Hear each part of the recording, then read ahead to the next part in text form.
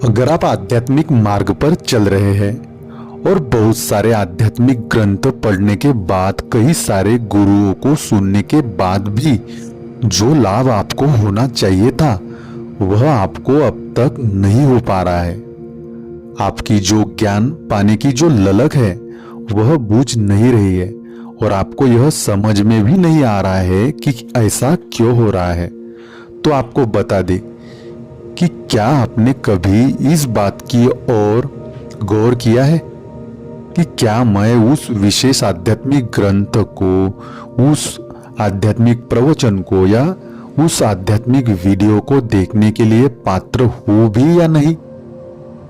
मैं आपको गारंटी के साथ बता सकता हूं कि अधिकांश लोग इसी श्रेणी में आएंगे कि उन्होंने कभी इस बात पर विचार भी नहीं किया होगा। और यही सबसे बड़ा कारण है कि वे उन आध्यात्मिक वीडियो से, उन आध्यात्मिक ग्रंथों से या उन आध्यात्मिक प्रवचनों से जो आत्मज्ञानी संत महापुरुषों ने कहा है उससे लाभान्वित नहीं हो पाते। और इससे विपरीत कभी कभी तो वे भ्रम और संघर्ष में पड़कर अपने जीवन को विपरीत दिशा में भी ले जा सकते हैं। तो दोस्तों, हमारी यह जो श्रृंखला है जो कि अष्टावक्र गीता के ऊपर है, उसको हम डिकोड करके उससे सही बोध प्राप्त करने की कोशिश कर रहे हैं। तो यह ग्रंथ भी उसका अपवाद नहीं है। इस ग्रंथ को पढ़ने के लिए भी आपको स्वयं यह आत्म परीक्षण करना होगा, आत्म विश्लेषण करना होगा कि क्या मैं सही तौर पर इस ग्रंथ को यानी अष्टावक्र गीता को पढ़ने के लिए, सुनने के लिए, इसका श्रवण करने के लिए पात्र हूं भी या नहीं। क्या मेरी अपनी पात्रता है इस अष्टावक्र गीता ग्रंथ में जो बताया गया है उसको सही मायने में ग्रहण करने के लिए। तो बताइए, क्या आप पात्र है अष्टावक्र गीता का श्रवण या पठन करने के लिए।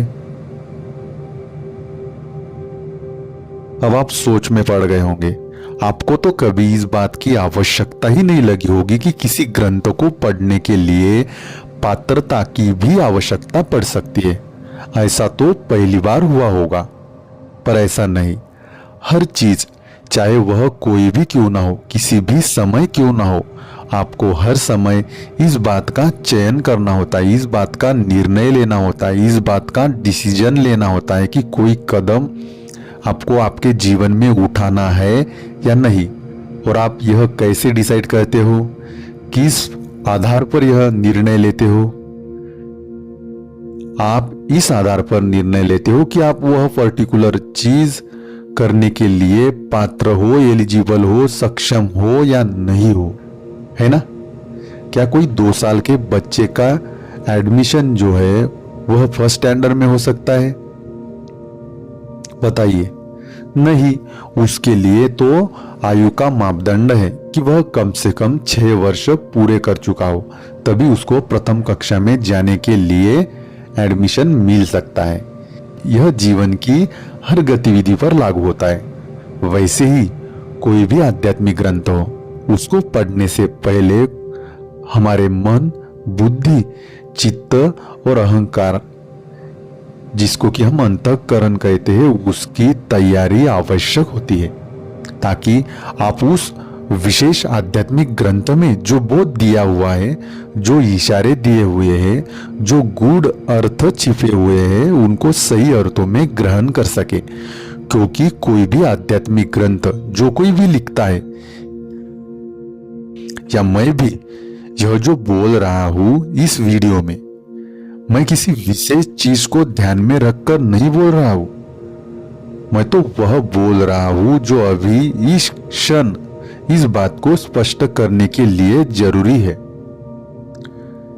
इसलिए जो भी आध्यात्मिक ग्रंथ होते हैं, अष्टावक्र गीता जैसे, उनको आत्मज्ञानी महापुरुषों ने बताया होता है, जो कि उस मंजिल तक पहुंचे होते हैं, उस सर्वोच्च शिखर तक पहुंच गए होते हैं। उनको वह रास्ता पता होता है और वह उस रास्ते की जानकारी ही अष्टावक्र गीता जैसे आध्यात्मिक ग्रंथों के माध्यम से इस संसारी जनों को देते हैं। अब जो मंजिल तक गए हैं, जो पहुंचे हैं या जो उस रास्ते पर चले हैं, जिनमें अंततः वह परम सत्य को उपलब्ध हुए हैं, वही तो बता पाएंगे उस शिखर तक पहुंचने का रास्ता। क्या कोई अन्य बता सकता है? नहीं।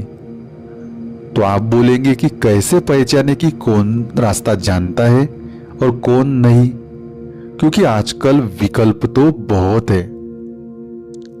आज के समय में हर कोई दावा करता है कि उसने उस परम सत्य को पा लिया है।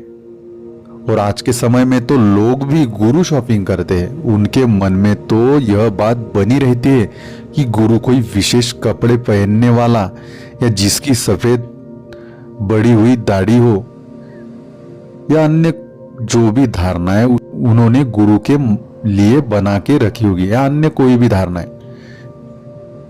जो उन्होंने गुरु के बारे में अपने मन में बनाकर रखी होगी, उनके लिए तो यह सोचना ही संभव नहीं कि गुरु कोई व्यक्ति नहीं बल्कि गुरु एक हैपनिंग है, एक घटना है। गुरु वह घटना है, वह हैपनिंग है जो हमारे साथ हर क्षण घट रही है, चाहे वह लोग हो, स्थान हो, वस्तुएं हो या परिस्थितियां हो हमारे जीवन में प्रतिपल घटित होने वाली, चाहे वह सूक्ष्म हो या स्थूल हो। हर क्षण जो भी घट रहा है, जो भी आपके सामने रिवील हो रहा है, उसमें उस परम सत्य को प्राप्त करने की राह पर आपको बनाए रखने के लिए एक परफेक्ट लेसन, पूर्ण बोध या शिक्षा छिपी हुई होती है। यदि हम उसको सही तरह से समझ सके, उससे वह बोध प्राप्त कर सके, तो आत्म साक्षात्कार के मार्ग के साथ हम सामंजस्य में आ जाते हैं। और यदि हम उसे गलत ढंग से समझे तो हम उस मार्ग से विचलित हो सकते हैं, विचलित हो जाएंगे। गुरु घटना है, कोई व्यक्ति नहीं। जो आत्मज्ञान को प्राप्त कर चुके होते हैं वही मार्ग बन जाते हैं, यानी जो आत्मज्ञानी होते हैं वह मार्ग ही बन जाते हैं। वे हमारे वास्तविक घर का पता जानते हैं, इसलिए वे हमें कुछ संकेत देते हैं जो हमारी यात्रा में मददगार हो सकते हैं, चाहे वह प्रवचन के रूप में देते हो या किसी शास्त्र या ग्रंथ के रूप में देते हो या किसी विधि के रूप में देते हो या स्वयं अपने जीवन के थ्रू, जीवन के जरिए, स्वयं की जीवनी के जरिए देते हो। इस प्रकार ये आत्मज्ञानी महापुरुष अत्यंत करुणामयी होते हैं। वे सबके साक्षी होते हैं, क्योंकि शिखर पर जो व्यक्ति होता है, अगर वह जो जमीन पर है उनको देखेगा तो वह तो सबका साक्षी हो गया ना। उनकी कृपा से ही वे संसारियों का हाथ पकड़कर उन्हें परम सत्य के तट तक ले जाते हैं। इसलिए आध्यात्मिक शास्त्र या ग्रंथ कुछ और नहीं बल्कि उनकी करुणा से ही दिया हुआ एक फ्रेमवर्क होता है, एक ढांचा होता है, और वह पूर्ण है, अधूरा नहीं, चाहे कुछ भी हो, irrespective of all the differences. उनकी कृपा तो सबके लिए एक समान होती है। यह हमारे ऊपर है कि हम कितना उस कृपा को ग्रहण कर पाते हैं, और यह आपकी पात्रता पर निर्भर करता है, आपके पात्र पर निर्भर करता है कि आप उस कृपा को कितने ग्रहण कर पाते हो। तो आप पूछ सकते हैं कि यह हम कैसे जाने कि हम उस कृपा के योग्य है भी या नहीं। इसके लिए शास्त्र अध्ययन का एक मूलभूत सिद्धांत जिसे अनुबंध चतुष्टय कहा जाता है, और यह जो वीडियो है वह इसी पात्रता की जांच के बारे में है, जिससे हम समझेंगे कि अनुबंध चतुष्टय क्या है और इसे उदाहरणों के माध्यम से अच्छी तरह से समझने की कोशिश करेंगे। साथ ही अष्टावक्र गीता के संदर्भ में इस अनुबंध चतुष्टय को समझेंगे। और यदि यह अनुबंध चतुष्टय पूर्ण ना हो, यदि आप इस अनुबंध चतुष्टय को जांचने के बाद इस नतीजे पर पहुंचे कि मैं इस ग्रंथ को पढ़ने के लिए, सुनने के लिए, समझने के लिए, बोध प्राप्त करने के लिए पात्र नहीं हूं, तो हमें क्या करना चाहिए, इस बात की भी हम जानकारी लेंगे। इसलिए दोस्तों, यह अत्यंत महत्वपूर्ण प्रवचन है। जो कुछ भी यहाँ सिखाया जा रहा है, बताया जा रहा है या बताया जाने वाला है, उस पर पूरा ध्यान दें। तो आइए हमारी इस अनुबंध चतुष्टय को समझने की जो जर्नी है, जो यात्रा है, उसको प्रारंभ करते हैं। दोस्तों, स्वागत है आपका हमारे YouTube चैनल बोध से संबोधि में। सबसे पहले हम सभी के भीतर बैठे उस परम तत्व को सादर प्रणाम करते हैं। भारतीय दर्शन और वेदांत परंपरा में अनुबंध चतुष्टय को शास्त्र अध्ययन का अत्यंत महत्वपूर्ण एवं मूलभूत सिद्धांत माना गया है। किसी भी आध्यात्मिक ग्रंथ, शास्त्र या उपदेश का अध्ययन प्रारंभ करने से पूर्व जो साधक होगा या जो पाठक होगा, उसके पात्रता की जांच करना अनिवार्य बताया गया है।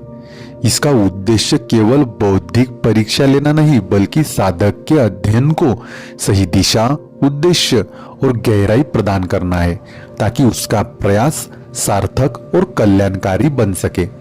आध्यात्मिक परंपरा में बार बार चेतावनी दी गई है कि यदि इस जांच के बिना शास्त्रों का अध्ययन किया जाए, ग्रंथों का अध्ययन किया जाए, आध्यात्मिक प्रवचनों को सुना जाए, तो ज्ञान का वास्तविक उद्देश्य पूर्ण नहीं होता। इसके विपरीत साधक भ्रम, अहंकार, मानसिक उलझनों या अधूरी समझ में फंस सकता है। अतः अनुबंध चतुष्टय सिद्धांत केवल एक औपचारिक नियम नहीं, बल्कि साधक के जीवन को आध्यात्मिक मार्ग पर सुरक्षित और प्रभावी ढंग से आगे बढ़ाने का मार्गदर्शन है। तो दोस्तों, अनुबंध चतुष्टय, इसमें जो चतुष्टय है वही इंडिकेट करता है कि इसके 4 मुख्य अंग है। सबसे पहला है अधिकारी, यानी योग्य साधक है या नहीं है यह जांचना। दूसरा है विषय, क्या पढ़ाया सुना जा रहा है उसके बारे में जानकारी लेना। तीसरा है प्रयोजन, क्यों पढ़ाया सुना जा रहा है इसके बारे में एनालिसिस करना। और चौथा है संबंध, जो अधिकारी, जो विषय और प्रयोजन, यानी साधक, ग्रंथ और विषय का आपस में क्या संबंध है, कैसे वे एक दूसरे से संबंधित है, इसकी जानकारी लेना। तो इस प्रकार अनुबंध चतुष्टय के जो 4 मुख्य अंग है वह है अधिकारी, विषय, प्रयोजन और अंत में संबंध। तो आइए हम अब एक एक करके इनको समझते हैं। सबसे पहले समझते हैं अधिकारी। तो दोस्तों, अधिकारी का अर्थ होता है साधक की पात्रता। वेदांत कहता है कि बिना वैराग्य यानी अनासक्ति, श्रद्धा यानी गंभीर विश्वास और विवेक यानी सत्य असत्य की पहचान, इसके अभाव में गूढ़ आध्यात्मिक ग्रंथों का अध्ययन करना उचित नहीं है। जो साधक केवल जिज्ञासा, वाद विवाद, बौद्धिक तर्क या दिखावे के लिए अध्ययन करता है, वह शास्त्र का सतही अर्थ ही ग्रहण करेगा या उसका गलत अर्थ निकाल सकता है। जैसे अगर कच्चे पात्र में हम अमृत भी डालें तो वह पात्र फट ही जाएगा। वैसे ही यदि अपरिपक्व मन में गहन ज्ञान, गूढ़ ज्ञान, अहंकार, भ्रम या मानसिक अशांति को ही जन्म दे सकता है। यही कारण है कि गुरुजन बार बार चेतावनी देते हैं कि सही पात्रता के बिना गूढ़ आध्यात्मिक ग्रंथों का अध्ययन लाभ से अधिक हानि ही पहुंचा सकता है। इसलिए अधिकारी का अर्थ केवल विद्वत्ता या शिक्षा नहीं, बल्कि मानसिक शुद्धि, धैर्य, विनम्रता, सत्य के प्रति आकांक्षा और आत्मसमर्पण की प्रवृत्ति है। उसके बाद दूसरा है विषय, यानी क्या पढ़ा या सुना जा रहा है इसका विश्लेषण करना। विषय का अर्थ है जिस ग्रंथ या उपदेश या प्रवचन का अध्ययन किया जा रहा है उसकी प्रकृति और उद्देश्य को समझना कि उसमें असल में क्या बताया जा रहा है। उस ग्रंथ का या उस उपदेश का, उस प्रवचन का, उस वीडियो का विषय क्या है। यदि साधक स्पष्ट नहीं है कि वह क्या पढ़ रहा है, तो वह अपने पूर्वाग्रहों, मान्यताओं और संस्कारों के चश्मे से ही उस ग्रंथों को पढ़ेगा, उस उपदेश या प्रवचन को सुनेगा या उस वीडियो को देखेगा। उदाहरण के लिए अष्टावक्र गीता जैसे अद्वितीय ग्रंथ का विषय बाह्य आचरण, कर्मकांड या सामाजिक नियम नहीं है, बल्कि शुद्धतम आत्मज्ञान है। यदि कोई साधक इसे केवल बौद्धिक खेल या कर्मकांड की कसौटी से पढ़ेगा तो वह इसके गहन या गहरे सत्य को समझ नहीं पाएगा। विषय की स्पष्टता ना होने पर शास्त्र का उद्देश्य खो जाता है और साधक केवल शब्दों तक सीमित रह जाता है। तो इसके लिए हम तीसरा अंग देखेंगे जो कि है प्रयोजन, यानी क्यों पढ़ाया सुना जा रहा है। तो प्रयोजन का अर्थ है अध्ययन का उद्देश्य क्या है, क्यों आप उस पर्टिकुलर ग्रंथ को पढ़ रहे हैं, क्यों आप उस पर्टिकुलर आध्यात्मिक प्रवचन को सुन रहे हैं, क्यों आप उस पर्टिकुलर आध्यात्मिक वीडियो को देख रहे हैं, हम क्यों पढ़ रहे हैं, किस प्रयोजन से सुन रहे हैं। यदि यह स्पष्ट ना हो तो शास्त्र केवल मानसिक मनोरंजन, बौद्धिक चर्चा या वाद विवाद का साधन बन सकते हैं। तो इसीलिए आध्यात्मिक ग्रंथों का प्रयोजन आत्मज्ञान और मोक्ष होता है, वह मुक्ति जो सही बोध से आती है। यदि साधक के मन में यह उद्देश्य ना हो और वह केवल जिज्ञासा या दिखावे के लिए अध्ययन करे तो उसे आत्मज्ञान का वास्तविक अनुभव नहीं होगा। इसलिए कहा गया है कि प्रयोजन की स्पष्टता के बिना शास्त्र केवल जानकारी देता है, मुक्ति नहीं। वह आपको मुक्त नहीं करेगा जबकि और बांधेगा और बंधन में डालेगा। और इसके अंत में जो चौथा अंग है अनुबंध चतुष्टय का, वह है संबंध, यानी साधक, ग्रंथ और विषय का आपसी संबंध जांचना। संबंध का अर्थ है ग्रंथ, उसका विषय और साधक के बीच का जीवंत रिश्ता। यदि साधक इस संबंध को अनुभव नहीं करता तो ज्ञान केवल पुस्तकीय सूचना बनकर रह जाता है। शास्त्र कोई निर्जीव शब्द संग्रह नहीं बल्कि जीवंत अनुभव का मार्गदर्शन होता है। जब साधक यह अनुभव करता है कि यह ज्ञान सीधे उसके जीवन, उसके आत्मस्वरूप और उसके उद्धार से जुड़ा है, तब शास्त्र उसके लिए परिवर्तन का साधन बनता है। संबंध की उपेक्षा करने पर अध्ययन केवल शुष्क विद्वत्ता बन जाता है, कोरा ज्ञान बन जाता है जिसका कोई गहरा फल आपको नहीं मिल सकता। इसलिए अनुबंध चतुष्टय हमें सिखाता है कि आध्यात्मिक अध्ययन केवल पढ़ने या सुनने का कार्य नहीं है, बल्कि हमारी स्वयं की तैयारी, स्पष्ट उद्देश्य, विषय की समझ और जीवंत संबंध का समन्वय है। यदि हम इस अनुबंध चतुष्टय के सिद्धांत को नजरअंदाज करें तो गहन ग्रंथ भी हमारे लिए केवल बहस, अहंकार और भ्रम का कारण बन सकते हैं। इसलिए पहले पात्रता को विकसित करें, स्वयं की पात्रता बनाए, वैराग्य, श्रद्धा और विवेक को उसके लिए अपनाए, फिर विषय की प्रकृति और महत्व को अच्छी तरह से समझे, फिर प्रयोजन को स्पष्ट करे। केवल मोक्ष और आत्मज्ञान ही अंतिम लक्ष्य होता है, गूढ़ गहन आध्यात्मिक ग्रंथों का, अष्टावक्र गीता की तरह। और अंत में संबंध को जीवंत रखे, शास्त्रों को जीवन का दर्पण मानकर अपनी आत्मा से जोड़े। यदि इन चार बिंदुओं को अनदेखा किया जाए तो इसके परिणाम आध्यात्मिक प्रगति के लिए गंभीर हो सकते हैं। पहला, साधक भ्रमित होकर गलत आचार, व्यवहार या आध्यात्मिक अहंकार में फंस सकता है। वह सोच सकता है कि केवल शास्त्र पढ़ने से ही मुक्ति मिल जाएगी, जबकि अंदर का परिवर्तन नहीं होगा।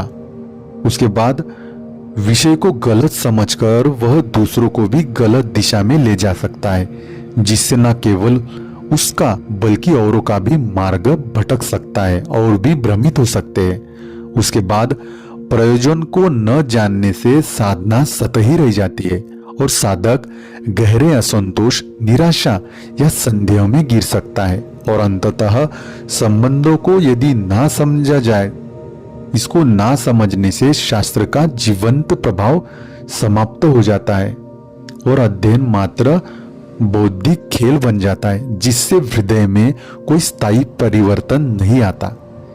तो दोस्तों, इसीलिए अनुबंध चतुष्टय को केवल एक औपचारिक नियम ना समझकर उसे आध्यात्मिक सुरक्षा कवच के रूप में अपनाना चाहिए। यह हमें शास्त्र के प्रति श्रद्धा, विनम्रता और सजगता देता है। जब साधक इन चारों पहलुओं को ध्यान में रखकर शास्त्रों का, आध्यात्मिक ग्रंथों का अध्ययन करता है तभी वह शास्त्र, वह आध्यात्मिक ग्रंथ, उनके शब्द उसके हृदय में जीवंत होकर आत्म साक्षात्कार का मार्ग आलोकित करते हैं। इसके बिना वह शब्द उलझन, विवाद और अहंकार का कारण बन सकते हैं।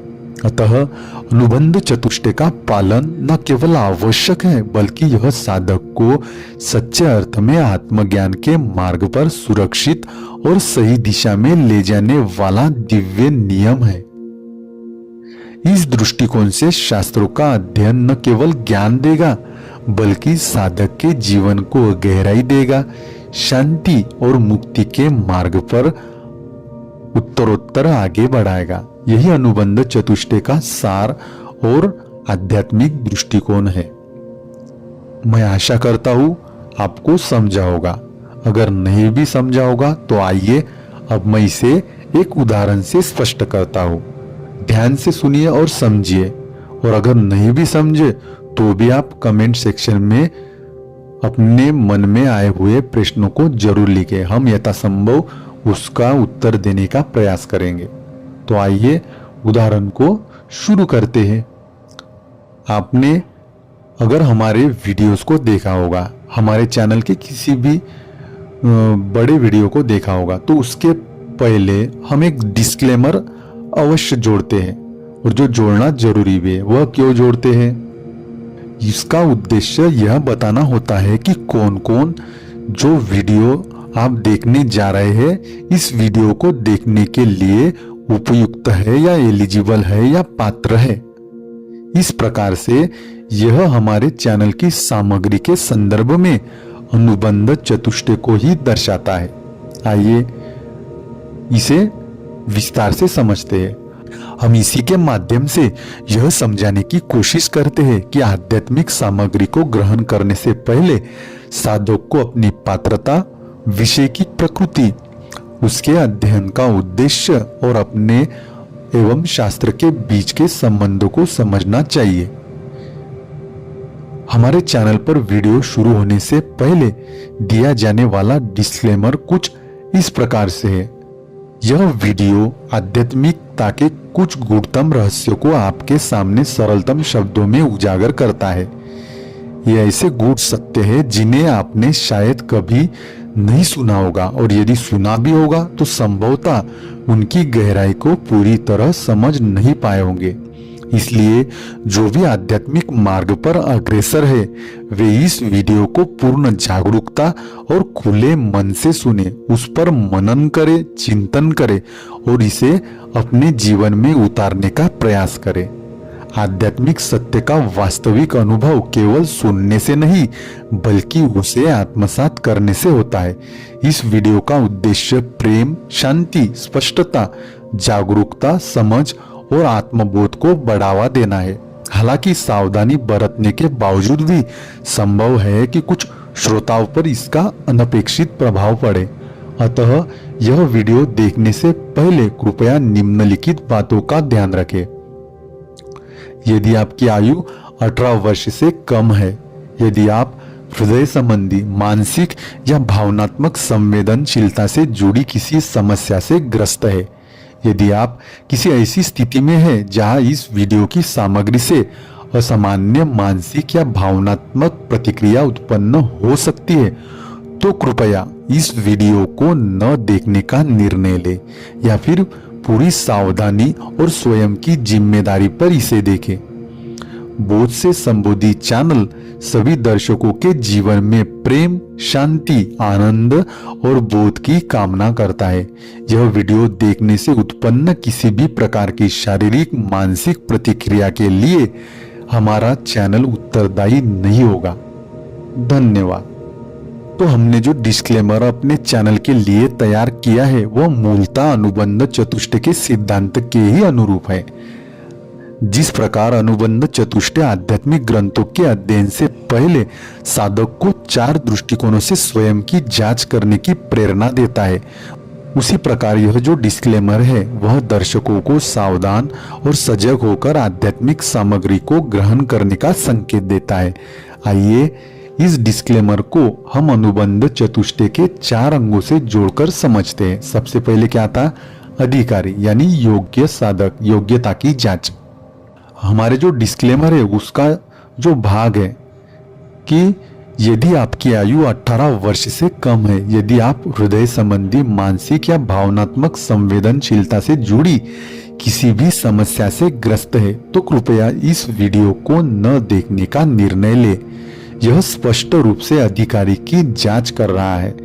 जैसे शास्त्रों में कहा गया है कि वैराग्य, श्रद्धा और विवेक के बिना गूढ़ ग्रंथों का अध्ययन लाभ से अधिक हानि दे सकता है, वैसे ही हमारा जो डिस्क्लेमर है वह भी बताता है कि हर व्यक्ति हर समय गूढ़ आध्यात्मिक सामग्री को ग्रहण करने के लिए उपयुक्त या पात्र नहीं होता, एलिजिबल नहीं होता।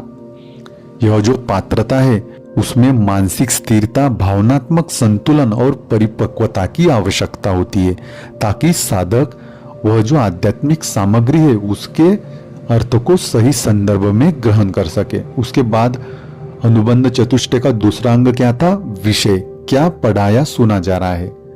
हमने हमारी वीडियो में प्रकृति को पहले ही स्पष्ट कर दिया है। उसमें बताया गया है कि यह वीडियो आध्यात्मिकता के कुछ गूढ़तम रहस्य को सरल शब्दों में उजागर करता है। ये ऐसे गूढ़ सत्य हैं जिन्हें आपने शायद पहले कभी नहीं सुना होगा। तो इस प्रकार यह विषय की स्पष्टता है। जब साधक को पहले से बताया जाता है कि यह सामग्री सामान्य प्रेरक विचार नहीं है, मोटिवेशनल थॉट्स नहीं है, बल्कि गहन गूढ़ आध्यात्मिक सत्य है, तो वह अपने मन को उसी प्रकार तैयार करता है। अनुबंध चतुष्टय भी यही कहता है कि यदि विषय का स्वरूप और गहराई स्पष्ट नहीं है तो साधक अपने पूर्वाग्रहों से अर्थ निकालकर भ्रमित हो सकता है, भटक सकता है। उसके बाद जो तीसरा अंग है प्रयोजन, क्यों पढ़ा जा रहा है या सुना जा रहा है। इसमें हमारा जो डिस्क्लेमर है उसमें हमने हमारा उद्देश्य साफ करके रखा है कि इस वीडियो का उद्देश्य प्रेम, शांति, स्पष्टता, जागरूकता, समझ और आत्मबोध को बढ़ावा देना है। यह हमारा प्रयोजन है। आध्यात्मिक सत्य का वास्तविक अनुभव केवल सुनने से नहीं बल्कि उससे आत्मसात करने से होता है। इस प्रकार यह बताना कि सामग्री का जो प्रयोजन है वह केवल बहस या मनोरंजन नहीं बल्कि आत्मबोध और आंतरिक परिवर्तन है। साधक के दृष्टिकोण को सही दिशा देने के लिए हमने यह बताया है। यही अनुबंध चतुष्टय की तीसरी शर्त है कि यदि प्रयोजन स्पष्ट नहीं होगा तो साधक ज्ञान को सतही चर्चा और बौद्धिकता का खेल बना सकता है। उसके बाद चौथा है संबंध, साधक, ग्रंथ और विषय का आपसी संबंध क्या है इसकी जांच करना। डिस्क्लेमर का जो वाक्य है, जो भी आध्यात्मिक मार्ग पर अग्रसर है वे इस वीडियो को पूर्ण जागरूकता और खुले मन से सुने, उस पर मनन करे, चिंतन करे और इसे अपने जीवन में उतारने का प्रयास करे।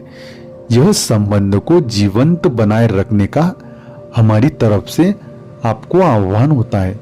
यहाँ आप दर्शकों को केवल जानकारी लेने के बजाय उस ज्ञान को अपने जीवन से जोड़ने, उसका अनुभव करने और उसके अनुसार जीने के लिए प्रेरित कर रहे हैं। यदि यह संबंध नहीं रहेगा तो सामग्री केवल सूचना बनकर रह जाएगी, जैसा अनुबंध चतुष्टय चेतावनी देता है।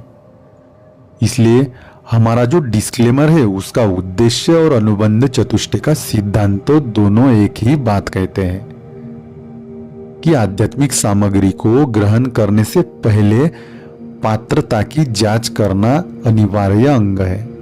विषय की प्रकृति और गहराई को भी समझना अत्यंत आवश्यक है। साथ ही प्रयोजन को भी स्पष्ट रखना जरूरी है कि आप उस वीडियो को, उस आध्यात्मिक ग्रंथ को या उस प्रवचन को केवल मनोरंजन या बहस के लिए नहीं बल्कि आत्मबोध या मुक्ति के लिए सुन रहे हैं, समझ रहे हैं या श्रवण कर रहे हैं।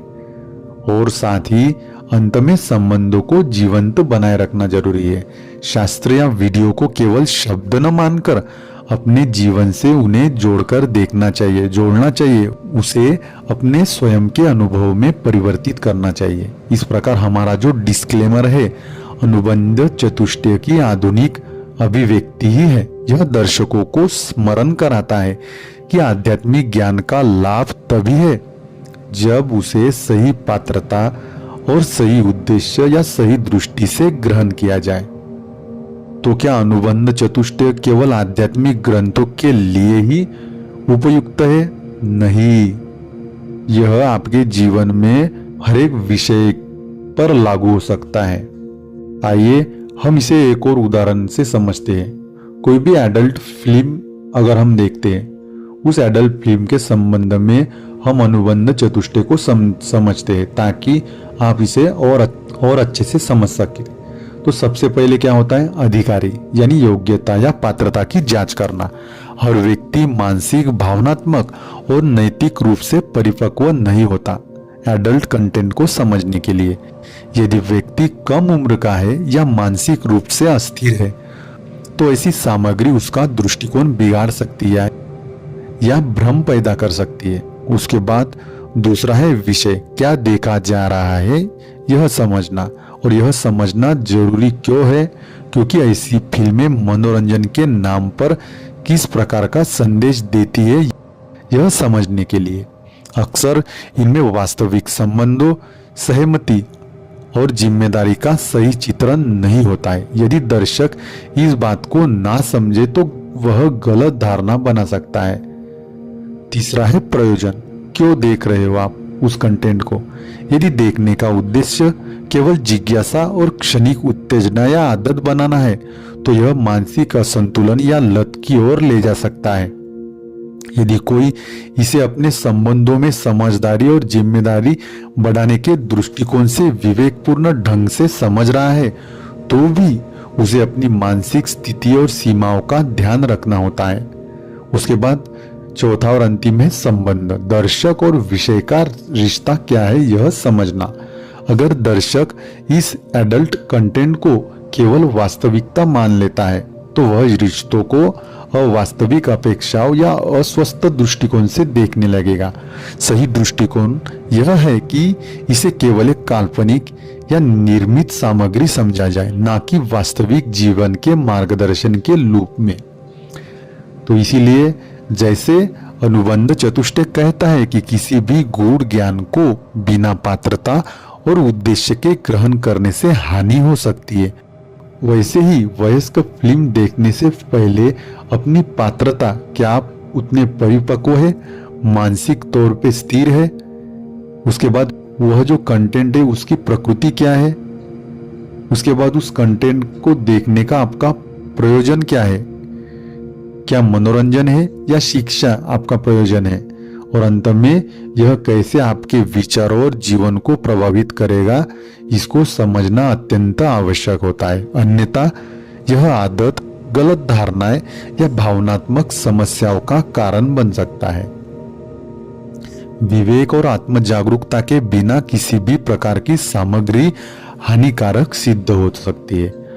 इस प्रकार अनुबंध चतुष्टय जो है वह जीवन के हर पहलू में लागू होने वाला एक सार्वभौमिक सिद्धांत है। इसे आप जीवन के हर पहलू में जोड़कर देख सकते हैं। चाहे जीवन में आपको कोई भी लक्ष्य हासिल करना हो, सबसे पहले उस लक्ष्य को हासिल करने से पहले आपको यह जांचना होगा कि क्या मैं उस लक्ष्य को हासिल करने के लिए पात्र हूँ, क्या मैं अधिकारी हूँ। उसके बाद उस लक्ष्य का विषय क्या है, क्या विषय है, कौन सा लक्ष्य है, उस लक्ष्य का स्पष्ट चित्र आपके मन में होना चाहिए। उसके बाद आपका वह लक्ष्य प्राप्त करने के पीछे का प्रयोजन क्या है और कैसे वह लक्ष्य आपके जीवन को प्रभावित कर सकता है, यह जांचना बहुत आवश्यक है।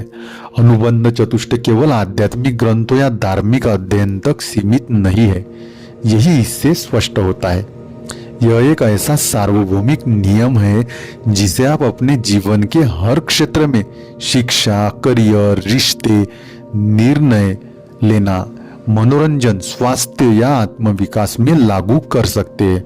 यह हमें किसी भी कार्य या विषय के प्रति सजग, जिम्मेदार और उद्देश्यपूर्ण बनने की शिक्षा देता है।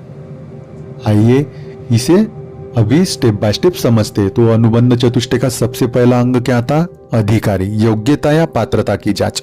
तो आप जीवन में किसी भी काम में सफल होने के लिए पहले अपनी पात्रता या तैयारी को देखते हैं कि नहीं। यह देखना बहुत जरूरी है। शिक्षा में यदि कठिन विषय का चयन करने से पहले आप उस विषय को समझ सकते हैं या नहीं समझ सकते, इसको परखना अत्यंत आवश्यक होता है। रिश्तों में भी गहरे भावनात्मक संबंधों से पहले अपनी परिपक्वता और भावनात्मक संतुलन को देखना जरूरी होता है। करियर में यदि हम देखें तो बड़े फैसले लेने से पहले हमारा अपना जो कौशल होता है और ज्ञान होता है उसकी तैयारी करना अनिवार्य होता है। उसके बाद दूसरा होता है विषय, क्या किया या चुना जा रहा है। हर विषय या क्रिया की प्रकृति को समझना अत्यंत आवश्यक होता है उस विषय को अपनाने से पहले या उस क्रिया को करने से पहले। जैसे अगर आपको पैसों का निवेश करना है तो आपको यह समझना होगा कि कौन सी योजना है, उसमें क्या जोखिम है। यह समझे बिना अगर आप निवेश करें तो नुकसान हो सकता है। अगर स्वास्थ्य के क्षेत्र में देखें तो किसी डाइट या एक्सरसाइज को अपनाने से पहले उसके फायदे और दुष्प्रभाव को जानना बहुत आवश्यक है। अगर मीडिया या मनोरंजन से जुड़े क्षेत्र से हम अगर इसको समझे तो जो देखा जा रहा है, सुना जा रहा है, उसका असली संदेश या प्रभाव हम पर क्या होगा, उसका विषय क्या है, यह समझना अत्यंत आवश्यक है। उसके बाद तीसरा है प्रयोजन, क्यों किया जा रहा है। अगर उद्देश्य स्पष्ट ना हो तो कोई भी काम सतही या गलत दिशा में जा सकता है। अगर अध्ययन के क्षेत्र में हम प्रयोजन को यदि समझे तो सिर्फ डिग्री के लिए पढ़ना बनाम ज्ञान और कौशल के लिए पढ़ना, दोनों के परिणाम अलग अलग होंगे क्योंकि दोनों का प्रयोजन अलग अलग है। उसके बाद यदि प्रयोजन को हम रिश्तों के संबंध में समझे तो केवल अकेलापन दूर करने के लिए किसी से संबंध बनाना, किसी से जुड़ना बनाम सार्थक तौर पे संबंध बनाना, दोनों के परिणाम अलग अलग होंगे क्योंकि दोनों का प्रयोजन अलग अलग है। भीड़ के दबाव या दिखावे के बजाय अपने असली उद्देश्य के अनुसार निर्णय लेगा, दोनों का प्रभाव अलग अलग होगा क्योंकि दोनों का प्रयोजन अलग होगा। पहले इसमें आप भीड़ के दबाव या दिखावे के लिए अपने जीवन में कोई निर्णय लेंगे और दूसरे इसमें असली उद्देश्य के अनुसार आप निर्णय लेंगे, इसलिए दोनों के परिणाम भी आपको अलग अलग मिलेंगे। और चौथा और अंतिम है संबंध, अपने विषय और लक्ष्य का क्या रिश्ता है। जब तक हम अपने काम, चुने गए विषय या लक्ष्य से जीवंत रिश्ता महसूस नहीं करते तब तक वह अनुभव केवल जानकारी या औपचारिकता रह जाएगा। अगर कार्य के क्षेत्र में हम इसे लगाकर देखें संबंध को, तो नौकरी को यदि केवल वेतन का साधन मानने के बजाय यदि उसे अपने विकास और सेवा का माध्यम समझे तो सही अर्थों में आप उस कार्य क्षेत्र में प्रगति कर सकते हैं। अगर आध्यात्मिकता के क्षेत्र में संबंधों को समझना है तो शास्त्रों को केवल शब्द न मानकर उसे जीवन में उतारना बहुत जरूरी होता है। रिश्तों के क्षेत्र में लोगों को केवल भूमिका, जैसे दोस्त हो या सहकर्मी, इसी से नहीं जानना चाहिए बल्कि वास्तविक इंसान के रूप में देखना चाहिए। इस प्रकार अनुबंध चतुष्टय हमें सिखाता है कि पात्रता देखे, क्या हम तैयार है, विषय को समझे, हम किससे जुड़ रहे हैं, उद्देश्य या प्रयोजन स्पष्ट रखे, हम यह क्यों कर रहे हैं, और अंत में रिश्ते को जीवंत रखे, क्या हम इससे गहराई से जुड़े हैं, इसकी जांच करें। चाहे वह करियर का चुनाव हो, किसी किताब को पढ़ना हो, किसी भी रिश्ते को निभाना हो या कहीं पर निवेश करना हो, या क्या मनोरंजन चुनना है और क्या नहीं, यह देखना हो। यह सिद्धांत हर जगह लागू होता है। यह बहुत ही महत्वपूर्ण सिद्धांत है, इसे अपने जहन में पक्के तौर पर बिठाकर रखें। यह आपके जीवन में आपको बहुत ही लाभप्रद सिद्ध होने वाला है और यह हमें सतही या आवेशपूर्ण निर्णयों से बचाकर सजगता, स्पष्टता और जिम्मेदारी के साथ जीवन जीना सिखाता है। इस प्रकार अनुबंध चतुष्टय को केवल आध्यात्मिक साधनों के लिए नहीं बल्कि हर इंसान के दैनिक जीवन के हर निर्णय के लिए, हर डिसीजन के लिए एक मार्गदर्शक नियम है। तो क्यों आवश्यक है अनुबंध चतुष्टय की जांच करना? अनुबंध चतुष्टय अधिकारी, विषय, प्रयोजन और संबंध की जांच करना एक औपचारिक नियम नहीं है, बल्कि साधक के आध्यात्मिक जीवन को सुरक्षित, सार्थक और प्रभावी बनाने के लिए अनिवार्य है। तो आइए अब हम कुछ कारणों को समझते हैं कि क्यों आवश्यक है इस अनुबंध चतुष्टय की जांच करना। सबसे पहला कारण है गलत समझ और भ्रम से बचने के लिए हमें अनुबंध चतुष्टय की जांच करना आवश्यक है। दोस्तों, आध्यात्मिक ग्रंथ अक्सर प्रतीकात्मक, रूपक और गूढ़ भाषा में लिखे गए होते हैं। यदि साधक पात्रता के बिना या गलत मानसिक अवस्था में उन आध्यात्मिक ग्रंथों को पढ़ता है तो सतही अर्थ लेकर या अपने पूर्वाग्रहों के आधार पर गलत निष्कर्ष निकाल सकता है। यह भ्रम उसे सत्य से दूर कर सकता है और कभी कभी अहंकार या आलोचनात्मक प्रवृत्ति भी बढ़ा सकता है। उसके बाद दूसरा कारण है, यदि ज्ञान को अनुभव में बदलना है तो अनुबंध चतुष्टय की जांच करना आवश्यक है। केवल शास्त्र सुनना, पढ़ना आत्मज्ञान नहीं है। जब साधक विषय, प्रयोजन और अपने संबंध को स्पष्ट करता है तभी ज्ञान उसके हृदय में उतरकर अनुभव में परिवर्तित होता है। बिना जांच किए लिया गया ज्ञान केवल बौद्धिक जानकारी बनकर रह जाता है, जो व्यावहारिक जीवन को नहीं बदल पाता। उसके बाद तीसरा कारण है, आध्यात्मिक मार्ग पर यदि आपको सही दिशा, सही डायरेक्शन में बने रहना है तो उसके लिए अनुबंध चतुष्टय को जांचना अनिवार्य है। आध्यात्मिक पथ पर कई बार बाहरी आडंबर, कर्मकांड या किसी के आकर्षक शुगर कोटेड शब्द साधक को भटका सकते हैं। अनुबंध चतुष्टय की कसौटी से गुजरकर साधक सुनिश्चित कर सकता है कि वह सही विषय, सही कारण और सही मार्ग पर चल रहा है। यह उसे बाहरी दिखावे या असत्य शिक्षाओं से बचाता है। उसके बाद चौथा कारण है मन, अहंकार और अगर भावनाओं की सुरक्षा करनी है आध्यात्मिक मार्ग पर चलते हुए तो अनुबंध चतुष्टय की जांच करना आवश्यक है। गहन आध्यात्मिक सत्य कभी कभी साधक के पुराने विश्वासों और अहंकार को चुनौती देते हैं। यदि वह मानसिक रूप से तैयार ना हो, अधिकारी ना हो, तो भीतर संघर्ष, भावनात्मक अस्थिरता या निराशा उत्पन्न हो सकती है। अनुबंध चतुष्टय साधक को धीरे धीरे विवेकपूर्ण ढंग से आगे बढ़ने की चेतावनी देता है। उसके बाद सही प्रयोजन के बिना ज्ञान व्यर्थ हो सकता है, इसलिए अनुबंध चतुष्टय की जांच करना बहुत आवश्यक है। यदि कोई केवल बहस, दिखावा या मनोरंजन के लिए आध्यात्मिक सामग्री ग्रहण करता है तो उसका जो वास्तविक लाभ होता है, जो कि आत्मबोध और मुक्ति है, वह नष्ट हो जाता है। प्रयोजन को पहले से ही स्पष्ट करने से साधक के प्रयास केंद्रित और सार्थक रहते हैं। उसके बाद ग्रंथ, साधक और विषय के जीवंत संबंधों को यदि आपको बनाए रखना है तो भी अनुबंध चतुष्टय को जांचना आवश्यक है। दोस्तों, शास्त्र केवल पुस्तकें नहीं है बल्कि आत्म अनुभूति के द्वार है। जब साधक इसे अपने जीवन से जोड़ता है, उनसे संबंधित महसूस करता है, तब शास्त्र जीवंत बनता है और उसका जीवन बदलना शुरू हो जाता है। संबंध की उपेक्षा करने पर अध्ययन केवल शब्दों और सूचनाओं का संग्रह मात्र बनकर रह जाता है। अनुबंध चतुष्टय की यदि आप जांच करें तो यह आपको सही गुरु और मार्गदर्शन चुनने में भी सहायता कर सकता है। आध्यात्मिक मार्ग पर गुरु या मार्गदर्शक का चुनाव अत्यंत महत्वपूर्ण विषय है।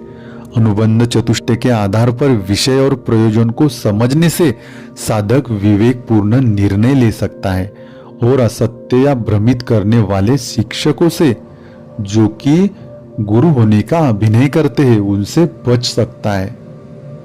इसलिए अनुबंध चतुष्टय की जांच अत्यंत आवश्यक है।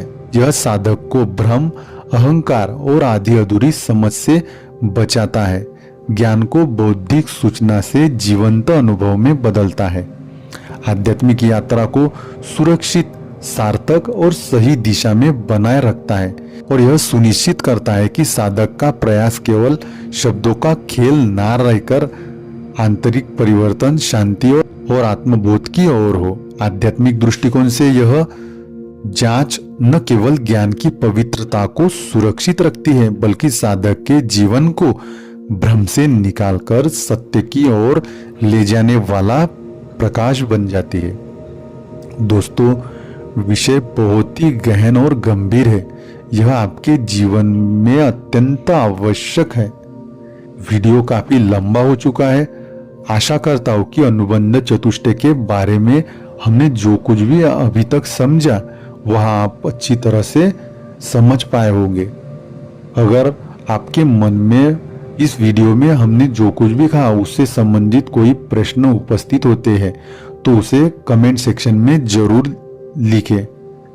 इस वीडियो का अगला भाग भी आएगा जिसमें हम अष्टावक्र गीता के संबंध में अनुबंध चतुष्टय को समझेंगे कि अष्टावक्र गीता ग्रंथ पढ़ने के लिए अनुबंध चतुष्टय के जो 4 अंग है, अधिकारी, उसके बाद विषय, उसके बाद प्रयोजन और उसके बाद संबंध।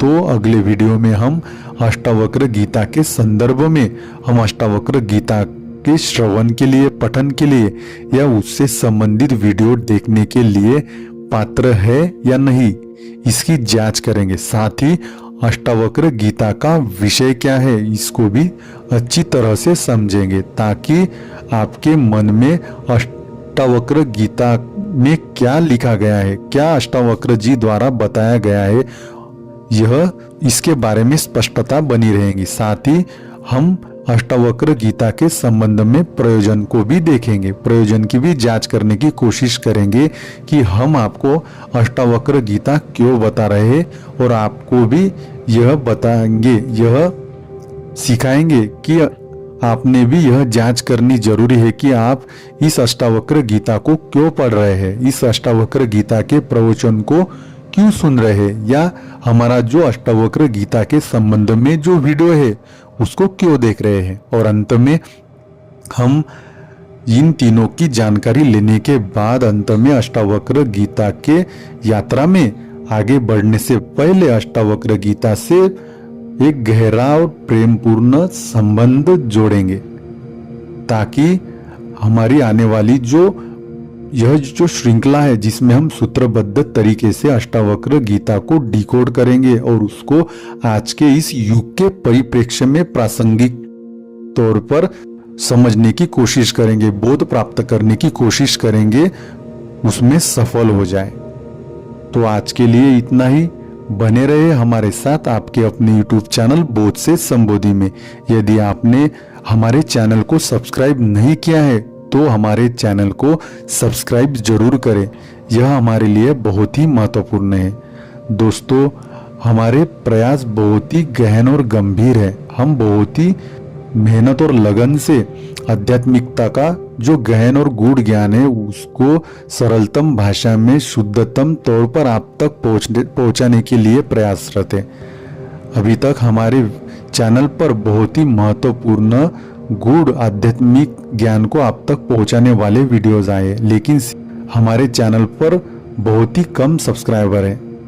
तो यदि आपको ऐसा लगता है कि हमारे प्रयास बहुत ही सार्थक है आध्यात्मिक ज्ञान को आप तक पहुंचाने के, और यदि आप हमारे वीडियो से लाभान्वित हो रहे हैं और यह चाहते हैं कि यह जो ज्ञान है, आध्यात्मिक ज्ञान जो शुद्धतम स्वरूप में इस चैनल के माध्यम से उपलब्ध किया जा रहा है और हम तो केवल इस ज्ञान को आप तक पहुंचाने का माध्यम मानते हैं, तो यदि आपको ऐसा लगता है तो हमारे चैनल को सब्सक्राइब जरूर करें। साथ ही इन वीडियोस को औरों के साथ भी शेयर करें। साथ ही बेल आइकन को जरूर दबाएं ताकि ऐसी ही आने वाली वीडियोस की नोटिफिकेशन आप तक सबसे पहले पहुंचे। आशा है आप हमारे इस ज्ञान यज्ञ में लाइक, शेयर और सब्सक्राइब करके अपनी आहुति प्रदान करेंगे। धन्यवाद। ओम शांति शांति शांति।